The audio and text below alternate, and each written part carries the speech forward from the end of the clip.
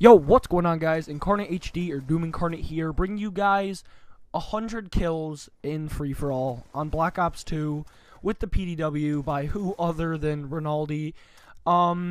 This gameplay is beyond my belief. I still don't believe that this gameplay happened. It is 100 kills in free-for-all. Now, I normally don't do this, but basically all of you that are watching this video, go sub to Ronaldo. And when I say that, I mean every single one of you go sub to Ronaldo right now. Let's just see how many subscribers we can get him.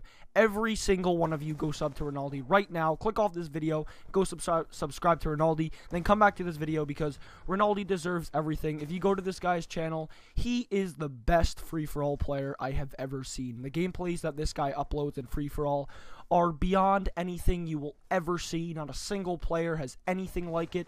You name it, MW3, Black Ops 2, Call of Duty Ghosts, he's done it, and he has done practically everything you can do in free-for-all, and yeah, 100 kills.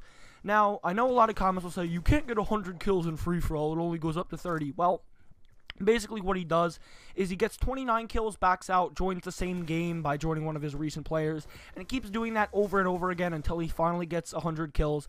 And the best part, this is 100 plus non-lethal. It's 100 plus non-lethal in free-for-all. He's not even using like Lodestar or anything. He actually goes 29-0 in the second round, so you're gonna see Ronaldo running around a lot and getting a lot of kills, so go sub to Ronaldo. You don't even need to care about me in this. Don't even sub to me at all. Don't even go to my channel. Go to Ronaldo's channel and go subscribe to him because he deserves everything. So yeah, 100% go subscribe to Ronaldo. You're gonna be doing him a huge favor. He really deserves all this. But of course, as most of my videos have or contain, this one is going to have an opinionated commentary, and what that is my opinions on what Call of Duty Sledgehammer can add to make the next Call of Duty game great. You know, it can take aspects from older Call of Duties and put them into the new one, and we're going to try and make like a super game, a game that comes on top of all the Call of Duties, because the recent Call of Duties have been upgrading, but they've been downgrading. I mean, they've been adding new stuff, but they really haven't felt different, and everyone goes back to the old CODs and says, oh, this game's better and that game's better. But what can Sledgehammer do to make the next Call of Duty great? What can they do to make it the best Call of Duty game we've ever seen? Because it's clear and it's apparent that Call of Duty on YouTube is slowly fading, and we want to bring it back because the Call of Duty days like an MW3 and Black Ops 1, those days were great, man. You have those YouTubers like XJaws and some of those old YouTubers, and they were crazy. They got crazy gameplays, and now the gameplay guys, or you know, any YouTuber that does Call of Duty in general doesn't really do anything. I mean, you do have the YouTubers that bring you news, but I mean, they aren't really gameplay. We're talking about the pure old gameplay channels from Black Ops 1 and MW2, like XCal and all those crazy guys. So what can the next COD add to make that, you know, feel like those games? Now, obviously you're not going to agree with this because this is my opinion, but leave in the comments below. Let's see if you guys can all comment and sub to Ronaldo, but all of you comment below what you feel like the next COD should add. Maybe taking aspects from old games, maybe not, maybe adding completely new stuff and seeing what that could do. But let's get right into the topic. Now, first off, I really love Black Ops 1 maps. I might sound a little biased because Black Ops 1 was my favorite game of Call of Duty by far, but the Black Ops 1 maps were great. Not only were they, you know, they looked great, I mean, they were so detailed for a game that came out in, what, like 2010 or 2011. The maps were big, but they played well. Maps like Crisis, I mean, they weren't too great. A lot of people didn't like Crisis. But in Ground War, I mean, it was pretty playable. It wasn't like, there was no map that really came up in Black Ops 1 for me that I was like, oh, this map. I mean, even MW3, which is a game that I loved, I wasn't too thrilled when Outpost or fucking any other map came into the rotation that I didn't normally play. Like, normally in Call of Duty's, like, Ghost, we have, like, oh, Strike Zone and Whiteout. Once those maps comes out, those are the only maps that I'll play. And a lot of people are like that. They'll only play certain maps. And when maps like Siege and Stonehaven and Stormfront come up, we just back out because we straight up don't want to play them.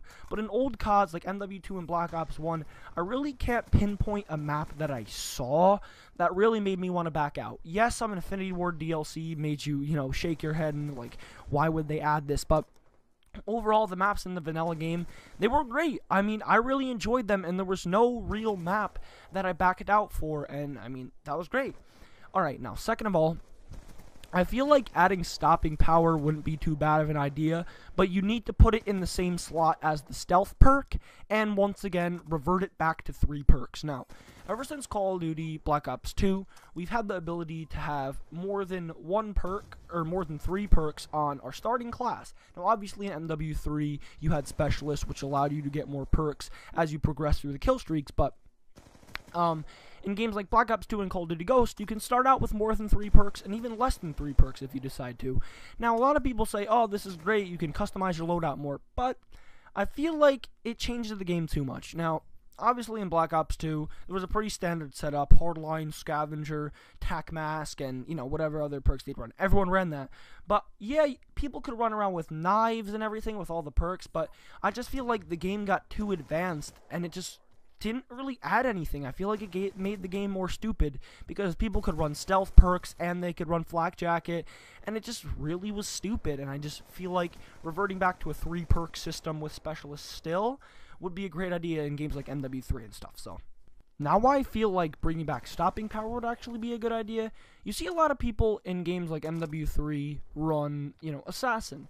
Now obviously Assassin is a pretty useful perk. I mean, you can't be seen on the enemy's radar, and it seems like a good idea to run, but it gets really annoying because it's practically invisibility because people can always sit in a corner and just abuse it. But the noobs would always run Assassin, right?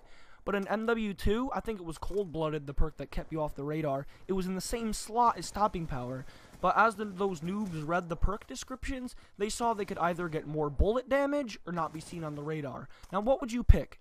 The noobs would always pick stopping power. Now, pretty much every single player ran stopping power, so it kind of reached an equilibrium. I mean, there was really nothing overpowered. Obviously, like a FAMAS with stopping power was a pretty efficient weapon, but it's nothing that people would say, oh, that's crazy, and oh, this should be removed. That was all about Danger Close. That was all about the explosive perk. No one really complained about stopping power. Had Danger Close not been in the game, I feel like people would have complained about stopping power a little bit. But if they were to add it back in the same slot as the stealth perk, you know, judging that we're going on a 3 perk system here, I feel like it would actually work really well. And it would just be great because no one would be sitting in corners like with Assassin, and you know where they were if you had a UAV, so it wouldn't be as stressful because even if they did do more damage, you would know where they were, so you would have the upper hand at all times. Now, getting into my final topic, pretty critical part of Call of Duty are the guns. Obviously, weapons are something that everyone uses. I shouldn't have even said that. That was pretty dumb, but guns, in my opinion, MW2 guns are the best. MW2 guns are great. I love them. The ACR, the FAMAS, the UMP, every gun was usable. I mean, you could use practically every single gun and do well with it, which is something that Call of Duty lacks today. If you look at games like BO2, the MSMC, the AN-94, the FAL, those were the gameplay guns.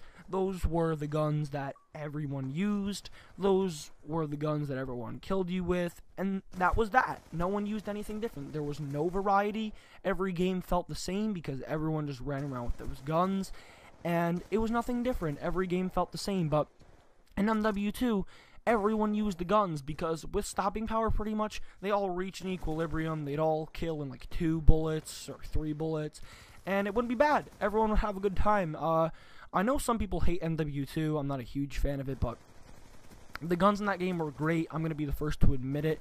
Had the noob tubes not been in it, it would have by far been a perfect Call of Duty. The noob tubes get just so annoying. The guns kill extremely fast, but I feel like in Ghost they kill at the same speed, and the connection in that game was great, and there really just didn't seem to be many flaws with it. That was the fan favorite Call of Duty. Obviously, everyone always talks about how much they love MW2, but this gameplay is actually going to wrap up in a few. Hopefully you guys enjoyed the world's first 100 kills in free-for-all using the PDW post-patch. Obviously, this game's over a year old, but my name is Incarnate or Incarnate HD. Subscribe to Rinaldi. That is the one thing I ask of you, besides commenting your opinions on what can make COD better. Subscribe to Rinaldi. Let's see how many subs we can get him, because I really want to see his reaction, because Rinaldi's a really cool dude. And yeah, there you go, guys. 100 kills in free-for-all. My name is Incarnate or Incarnate HD, and I'm out. Peace.